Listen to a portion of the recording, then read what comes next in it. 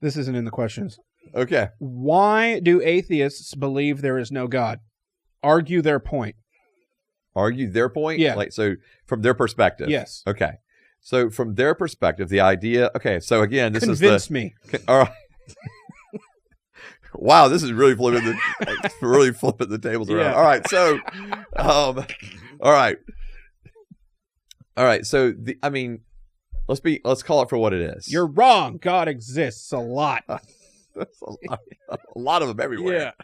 Yeah. But okay. So if I play devil's advocate, Okay. all right, then the easiest point is to say, yeah, but you've never seen God, right? True. You've never seen him. You've never heard from him. You haven't touched him. Like, there is no bait. Like, your idea that there is a God is just make believe, Okay. right? Because you've never seen him. You've never touched him. You've never heard from him. Like, you can't be like, that's God. Like, there's God. Like, you don't know that.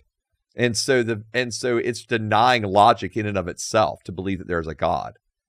If I'm trying to be logically consistent and say that I want to found my life on things that are rooted and grounded in empirical evidence, well, there is no empirical evidence that there is a God. You can't prove that there's a God. So therefore, why would I believe in that God? So do you think that you're logically consistent? Which side? The side that's the Christian or the atheist? The pastor doctor side. Okay. Do I think I'm logically consistent? Yes. So what's interesting is I think, so this is Joseph speaking as a Christian. This is getting confusing. Yeah. And so, no, I actually believe that. Am I atheist now? We just keep reversing it. So, but I just hope we're both believers by the time this thing is over. All right. So, but I think that as a Christian, I actually think that Christianity provides the most logical worldview. Okay. Because it gives answers to things such as origin of where we came from. So science cannot tell me that, right? Right. So science cannot answer the question of where did it all begin or how did it all begin. Okay? Well, they do have answers for that, but okay, but I don't think they're good answers. No, and that's like the problem. But I'm not a scientist, right? So. Well, I mean, like this, the idea that something comes from nothing, right? Right. Which is something that has been proposed, is just as much of a leap of faith that something comes from nothing as that something comes from God.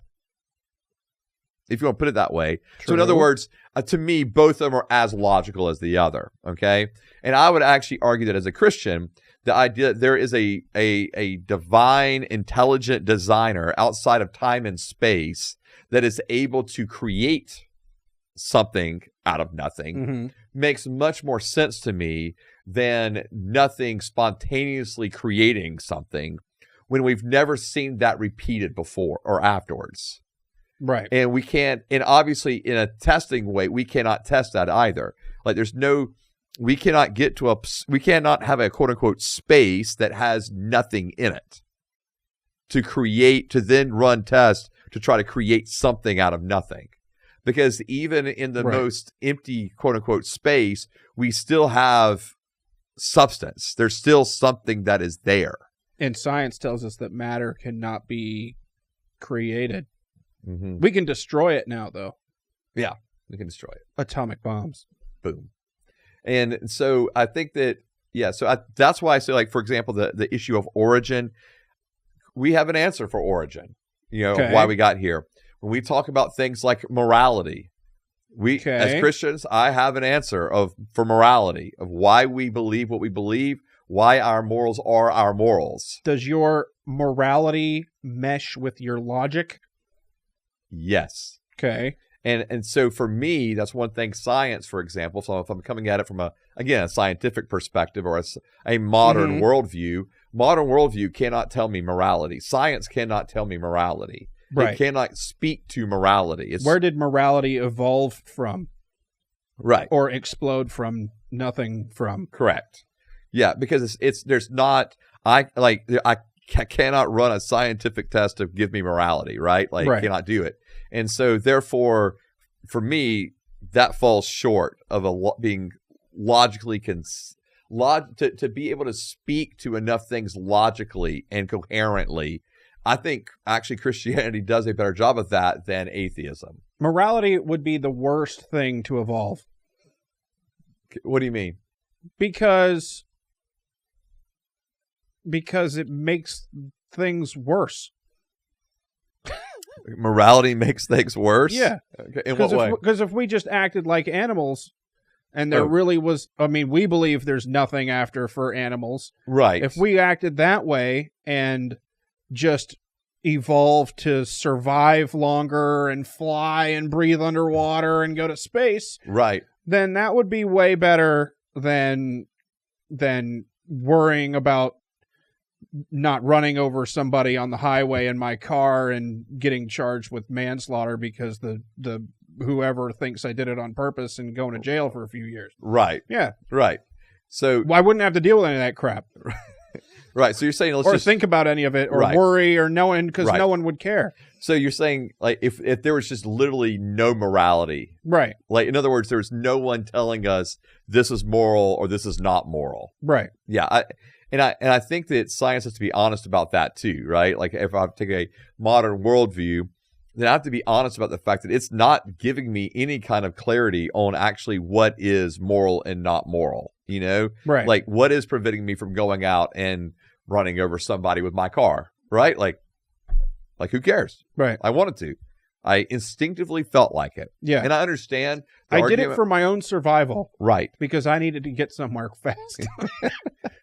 Yeah. Or, or like the idea of, well, but I want to, if it's survival of the fittest, I want to exert my strength. Right. My strength is to therefore get rid of those that I deem lesser. Or, I mean, truth is, if that was the case, I'd be dead already, but it wouldn't matter. Right. Yeah. And so for me, that's so the morality issue is another issue. And even like, you kind of mentioned it, the idea of destiny or the idea of like what happens when this whole thing ends, right? Right. Science can't speak to that.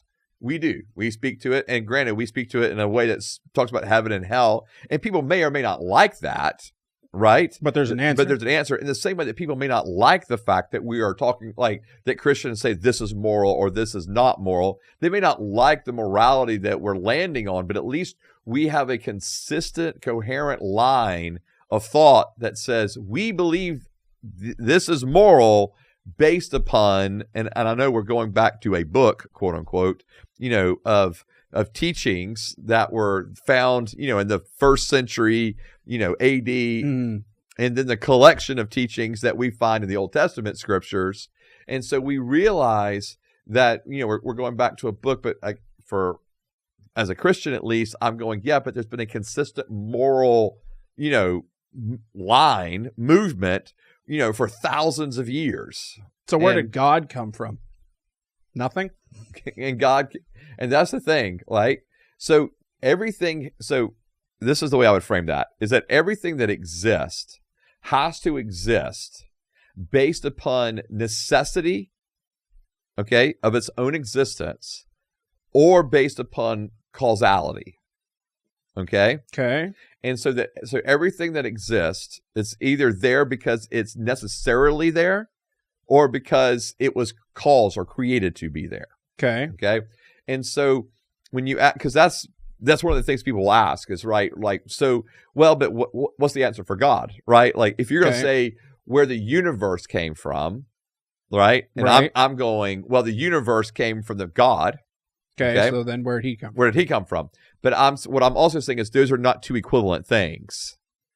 Okay. That the universe doesn't, out of necessity, have to exist. Okay. Okay, but God does, and so and so what's the answer to the question? Is that so that if all right, so the universe doesn't necessarily have to exist. Okay, it doesn't exist out of necessity. Mm-hmm. The universe exists out of causality, is what I would say. All right, God caused it to God exist. caused it to exist. Okay, and so if that's the line of thinking that I'm moving from, then something caused God to exist. Then let me frame it this way. Okay? Okay. All right, I'm going to frame it in a syllogism form. All right? Great.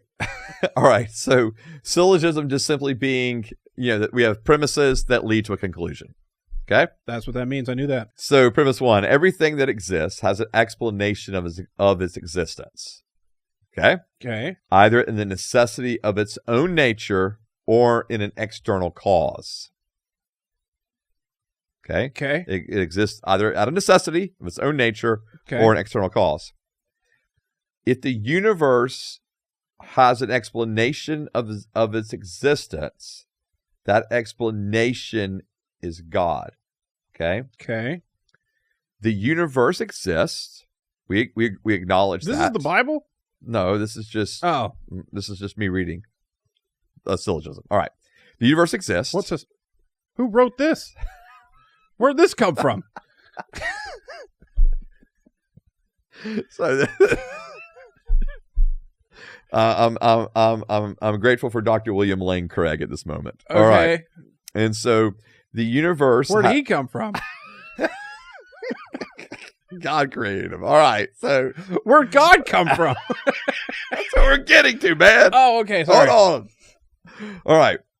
So the universe has an explanation of its existence. In other words, when the universe didn't have to exist, right? Right. Like, we don't have to exist. We don't have to be here. I don't? No. The universe doesn't have to exist. Okay. Right? Like there's no Guess means. this is the last episode.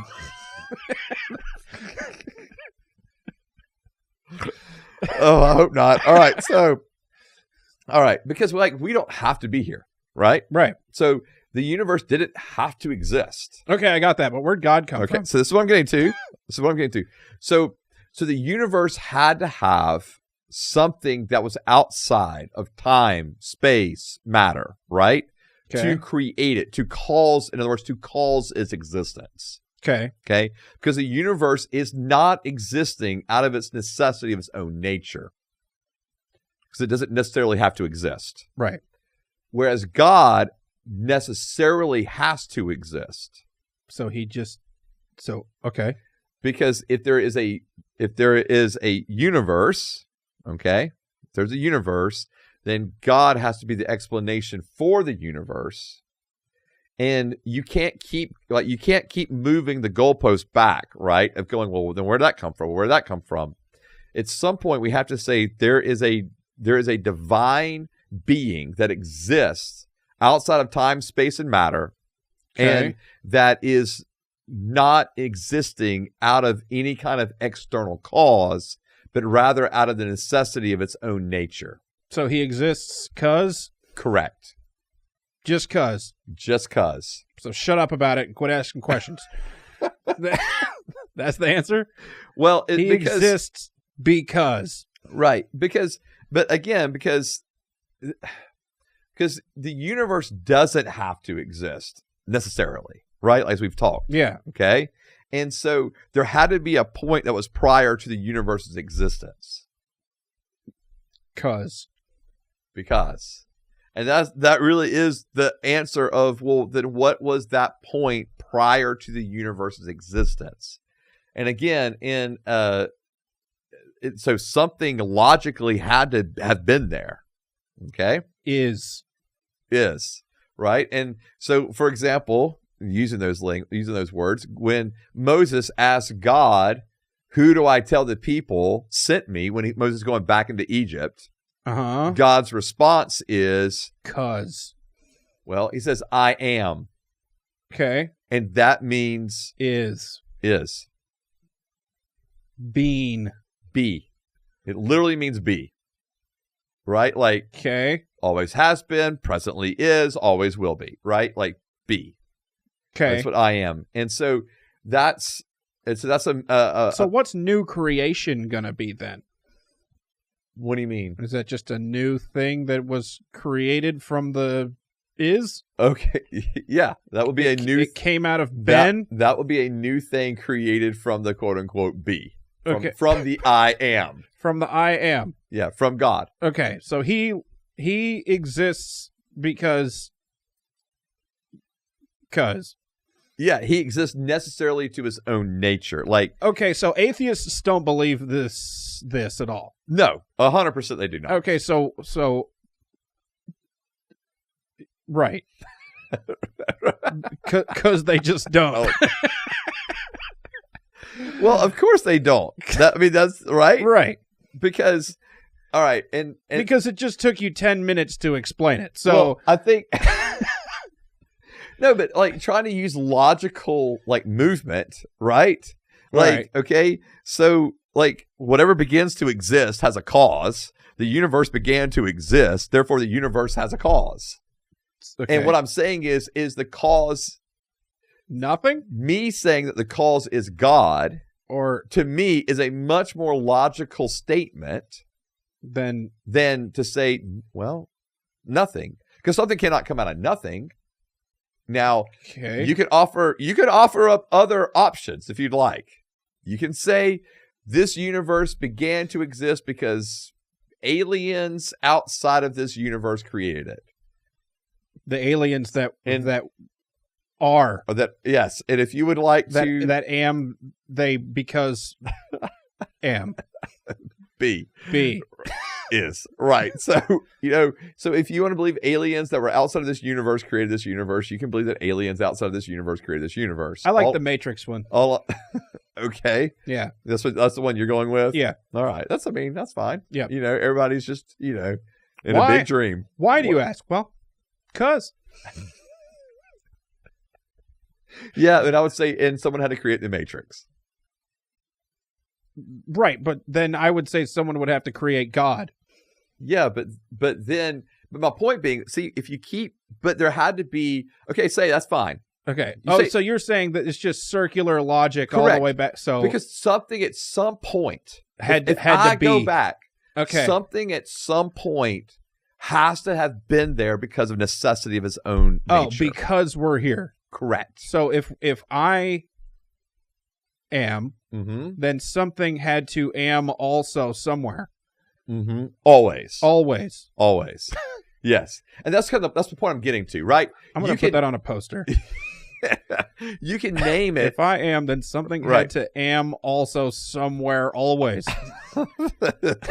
Be. So I think that, and that's kind of my point. Like, you can keep going back. That's fine. Like, if that's what you choose to do, you keep going back. But at some point, you've got to go. It has to hit. Okay. It has to hit a being, whatever you want to call that. So I might as well just believe this thing that's saying it. Right. Because we're RM. Mm-hmm. Now, then, before, create I am me, you. God. Yes. And so, okay, atheism makes sense now. Or what? No, yeah. No, atheism doesn't make any sense. No, it doesn't. Yeah, well, or it does. It does. But here's the thing about atheism: is like when I'm not knocking the logic in atheism. Okay. Okay. What I'm saying is there's limits. It hits a limit, right? When you get from nothing to cause. Because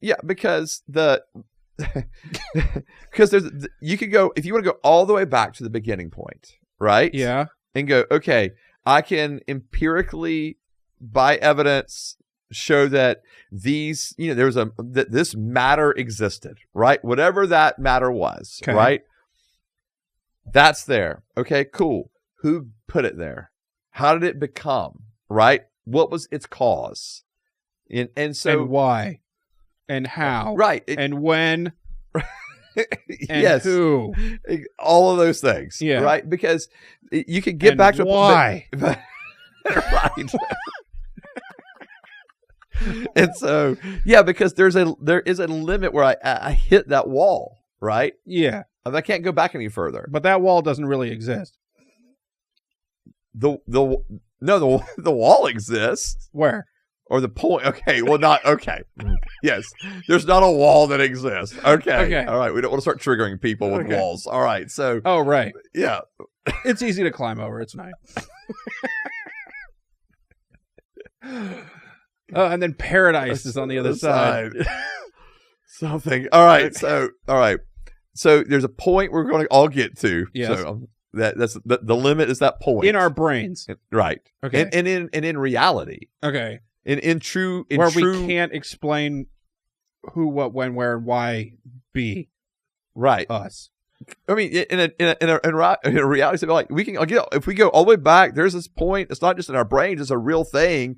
We can go all the way back to here. Okay. Now, what's the cause of that? Right? Yeah. Not necessity of its own existence. No, I mean that is to me. That doesn't make sense. I don't think people are going to find like the origins of whatever and how we got here, because the longer we're here, the harder it is to find. Yeah, I think it's like the first 48 hours. Like it'd be a whole lot easier to figure out where we came from after the first 48 hours than it is 65 billion years later. Right. That's fair. Right? I mean, yeah. Like if the Earth is really that old, then all the evidence of where we came from is long gone. I mean, right? Yeah. I mean, I think what's interesting to me is we keep gaining more evidence, right, of what's out there. Right. We are able to take ourselves back even further, okay, to the fine tuning of the universe, to like its beginning points. But what it's doing is just it's doing nothing but offering the clarity of the fact of, but it hits a point. Something created that point, right? Okay. And so for me, whether it's the origin or whether it's the fine tuning, argument of the universe, whatever we want to look into, to me, you all get back to this one point and go, yeah, but here at this juncture, it all began. If you want to say Big Bang happened, cool, Big Bang, I'm with you. Big Bang happened. Okay. What caused that? An explosion. Right. And what caused that explosion? Right. What caused there to be the elements that were needed for that to even happen? For the Big Bang to equal all the everything that we are now? Yeah. And and for me, and I will say this too, like, this is where atheism through a scientific lens kind of hits a wall for me too. It's just even in the fine tuning of the universe, of our own bodies, of our own planet, like it's so intricate, right? Even like the cellular levels. I mean, like, when Dawkins, writes in God Delusion, where he says that, Richard Dawkins, new atheist, when he writes in God Delusion, and he says that it looks like it points to a creator, right? And it looks like it's pointing to some kind of intelligent designer, like it looks that way. It all appears that way. But then, of course, Dawkins moves logically for me where he goes, yeah, but it can't be that way. Just cuz. And it really is because there can't be a God, and of course, the hang up is in that point when Dawkins is writing God Delusion, the hang up was for Dawkins, how could the Judeo-Christian God be seen as loving or kind or, when he seems so horrible and terrible and mean and judgmental and unloving. And that's Dawkins' perspective, okay, of God, especially the God of the Old Testament, but also the God how could a God kill his own son? Like, what kind of monster is this? Like, that's Dawkins' perspective. But for me, when he goes from it, I mean, it's like he's lining up the Christian's argument for him. All of these things point to the fact that it looks like there's a designer, but there can't be. And that's where, for me, a lot of atheists, even though they might use science as trying to justify their atheism, the atheism is often found not up here in the head, but here in the heart. There's something going on a heart level for many individuals that claim atheism because of either life experience or whatever it may be that causes them to go, you know what? There's no way. If this has happened, no way. Like, or again, I saw quote unquote God in this church environment or in this, whatever. No, in a grilled cheese sandwich. Right. Whatever. Right. So, but what I'm saying is like legitimate reasons on an emotional level or on an experiential level for wanting to reject God, and then using science to intellectually justify it. Okay. And I think that happens in atheism quite often. And so I would push for individuals, like when I talk to individuals and whether they're approaching atheism from a scientific standpoint, from a philosophical standpoint, from a morality standpoint, whatever their reason is for the way they're approaching intellectually, academically atheism, I often ask for I love to hear their story of like how they got there, okay, of how the Christian became the non-Christian, of how the individual that was raised in a Christian home left the Christian home and started saying, forget that, I'm going to be an atheist, or even the individual that was raised in atheism and has remained there, right? Like, I love to hear the stories because often there's something there in that story that creates that angst or that hurt or whatever it is that atheists hold to, which is interesting because it's often the opposite of what is viewed with many atheists who, the whole idea of, that God is, the opioid of the masses, right? Like religion is the opioid of the masses. In other words, right, like that the masses get a hit once a week on Sunday. Or like the idea that the masses cling to there being a God to help them, make it through life, to give them some sense of comfort or peace in their life, but it's because they really need it, right? But and so it's interesting because often that is the critique of Christianity. Like, you need God because of whatever's happened, right? And what I'm saying is I think actually people reject God often because of what has happened.